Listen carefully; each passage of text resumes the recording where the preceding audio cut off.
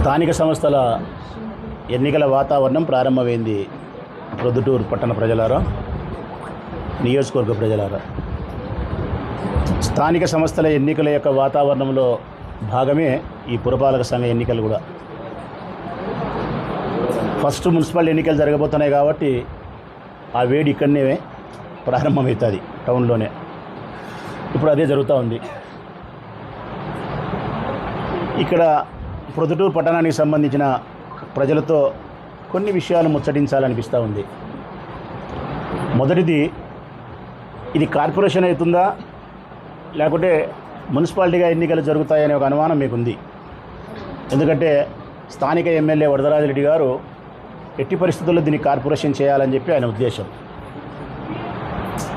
మరి ఆయన ఉద్దేశం వెనుక ఏ మర్మం దాగిందో నాకు తెలియదు, కానీ నాకు తెలిసిన మర్మం అయితే ఒకటే.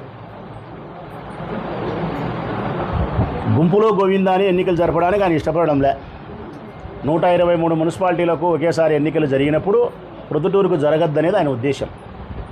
సపరేట్గా జరగాలి. ఇది సపరేట్గా జరగాలంటే దీని కార్పొరేషన్ పేరుతో ఆలస్యం జరిగితే, ఎప్పుడో రేపు సంవత్సరంలో కార్పొరేషన్ చేయగలిగితే 27వ సంవత్సరంలో 6 నెలలోనో 5 నెలలోనో 7 నెలలోనో ఎలక్షన్ చేసినప్పుడు ఏదో కొత్తగా ఇది ఒకటి జరుగుతుంది, లేదా ఇట్లాంటి 1, 2 ఉంటే జరుగుతాయి. అట్లా గుంపులో గోవిందా కాకుండా సపరేట్గా ఎన్నిక జరిగితే గన ఒక్కొక్క వార్డుకు వచ్చి ఒక మినిస్టర్ కూర్చుంటాడు, ఒక్కొక్క వార్డుకు వచ్చి ఒక అధికార పార్టీ ఎమ్మెల్యే కూర్చుంటాడు. పోలీస్ శాఖ అంతా కూడా ప్రభుత్వానికి అనుకూలంగా పనిచేసి డబ్బులు వాళ్ళే తీసుకొచ్చి ఎయిర్లై పారిచ్చి, నంద్యాల ఎలక్షన్ జరిగింది కదా, నిన్న పులివెందుల జెడ్పీటీసీ జరిగింది కదా, అట్లా ఏకపక్షంగా ఎన్నికను నిర్వహించుకునేదానికి ఆస్కారం అవుతుంది. అదే ఇప్పుడు అన్ని దానిలతో పాటు గుంపులో గోవిందైతే ఆ పప్పులు ఉడకవు. ఈ కారణంతోనే ఆయన కార్పొరేషన్ కావాలని కోరుకుంటున్నాడు. అయితే మాకు ఉండబడిన విశ్వసనీయ సమాచారం ప్రకారం కానీ, అధికారుల ద్వారా మాకు తెలిసిన సమాచారం కానీ, పత్రికలు ఆంధ్రజ్యోతి కానీ మరొక పత్రిక కానీ రాసిన దాని ప్రకారం ఇది కార్పొరేషన్ అయ్యేదానికి అవకాశం చాలా స్వల్పం. కార్పొరేషన్ కావాలంటే ఇప్పుడు కాదు, ఎప్పుడో రేపు సంవత్సరంలో ఎన్నిక జరుగుతుంది. అంతవరకు దీన్ని ఆపాలా. అంతవరకు దీన్ని ఆపితే విలీనమయ్యే 5 పంచాయతీల ఎలక్షన్స్ను కూడా జెడ్పీటీసీ ఎన్నిక ఆపాలా, ఎంపీటీసీ ఎన్నికలు ఆపాలా, సర్పంచ్ ఎన్నికలు ఆపాలా. ఈ ఎన్నికలన్నీ ఆపితే 14వ ఫైనాన్స్ ఏమైతే ఉందో వార్షిక ఆర్థిక సంఘానికి సంబంధించిన నిధులు రావని ముఖ్యమంత్రి గారు మొత్తుకుంటున్నారు. టెక్నికల్గా ఉండబడిన ఈ కారణాల చేత ఇది కార్పొరేషన్ అయ్యేదానికి అవకాశం చాలా బలహీనము కావనే పత్రికలు చెప్తున్నాయి, అధికారులు చెప్తున్నారు. వరదరాజిరెడ్డి గారి యొక్క పథకం ఫలించలేదని చెప్పి నేను అనుకుంటా ఉన్నా. సరే, ఏది ఏమైనప్పటికీ కూడా కార్పొరేషన్ జరిగినా, పురపాలక సంఘానికి ఎన్నికలు జరిగినా, 26లో జరిగినా, 27లో జరిగినా, ఎట్లా ఏ పద్ధతుల్లో ఎప్పుడు వాళ్ళు చేసినా కూడా వైఎస్ఆర్ కాంగ్రెస్ పార్టీ ఇన్ఛార్జిగా నా అభిప్రాయం ఒకటే, ప్రజలకు, మా పార్టీ కార్యకర్తలకు. ప్రజలకైతే నా అభిప్రాయం, నా విజ్ఞప్తి, నా మనవి 2 చేతులెత్తి నమస్కరించేది ఒకటే. 2 సంవత్సరాల కిందట పొరపాటు పన్నారు. 2 సంవత్సరాల కిందట తన్నే ఆవును పోగొట్టుకొని పొడిచే దున్నపోతుని తెచ్చుకున్నాం. ఇది ప్రజలందరికీ కూడా అవగతమైంది, బాధపడుతున్నారు.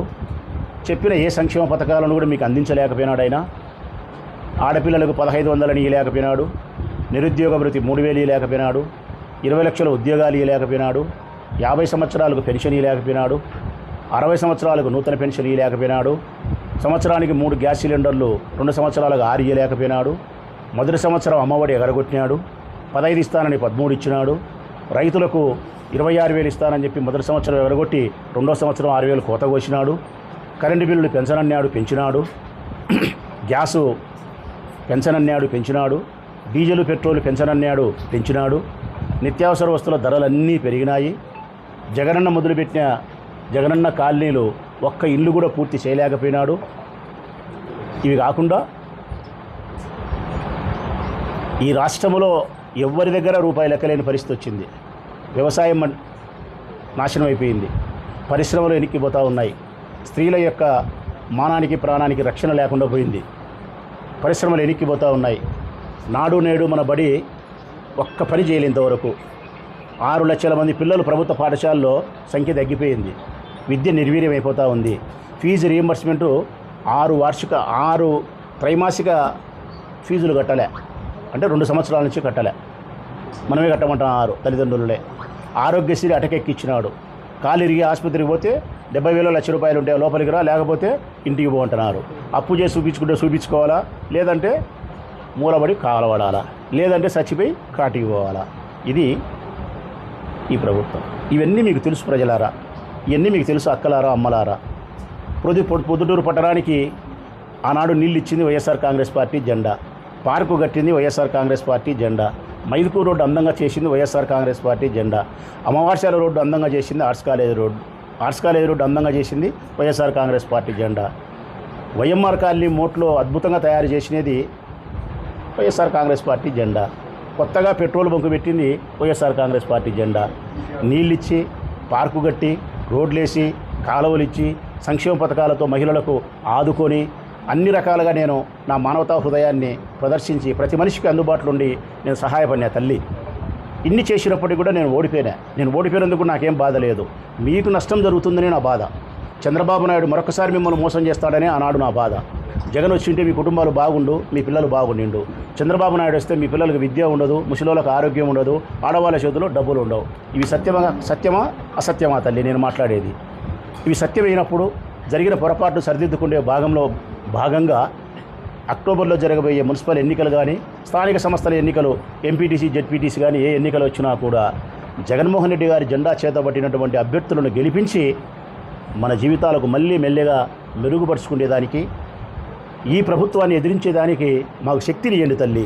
ఇంకా 2.5 సంవత్సరం ఈ ప్రభుత్వం ఉంటుంది.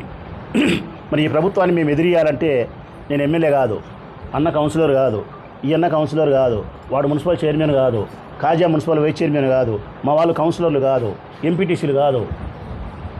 ఏమీ శక్తి లేకుండా మీ తరపున ఈ ప్రభుత్వంతో కొట్లాడేదానికి కాస్త ఇబ్బందిగా ఉంటుంది. కాబట్టి మాకంటూ ప్రజల తరపున ప్రతినిధులుగా కొంత శక్తిని మీరు ఇస్తే, ఆ శక్తి ఎవరు ఇవ్వగలుగుతారు తల్లి? మీరే ఇవ్వగలుగుతారు.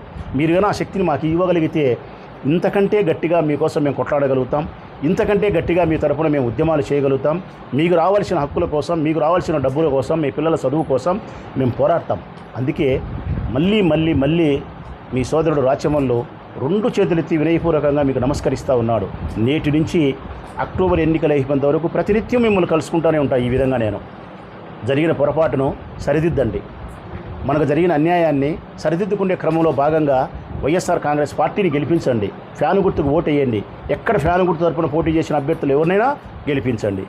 ఇక వాళ్ళు పోలీసులు దౌర్జన్యం చేస్తారని చెప్పి ఎవరైనా మా వైఎస్ఆర్ కాంగ్రెస్ పార్టీ కార్యకర్తలు, నాయకులు అనుకుంటా ఉన్నా, లేకుంటే వాళ్ళు డబ్బులు ఏర్లై పారిస్తారని చెప్పి ఎవరైనా మన వాళ్ళు అనుకుంటా ఉన్నా, వైఎస్ఆర్ కాంగ్రెస్ పార్టీ కార్యకర్తలకు, నాయకులకు, శ్రేయోభిలాషులకు నేను బలంగా గట్టిగా విశ్వసించి చెప్తా ఉన్నా. నేను ప్రొద్దుటూరు నియోజకవర్గంలో 2019లో మనం అధికారం ఉన్నప్పుడు మున్సిపల్ ఎన్నికలు కానీ, ఎంపీటీసీ ఎన్నికలు కానీ, స్థానిక సంస్థల ఎన్నికలు జరిగితే ఒక్కసారి మీరే ఆలోచించండి కార్యకర్తలారా, పోలీసులారా.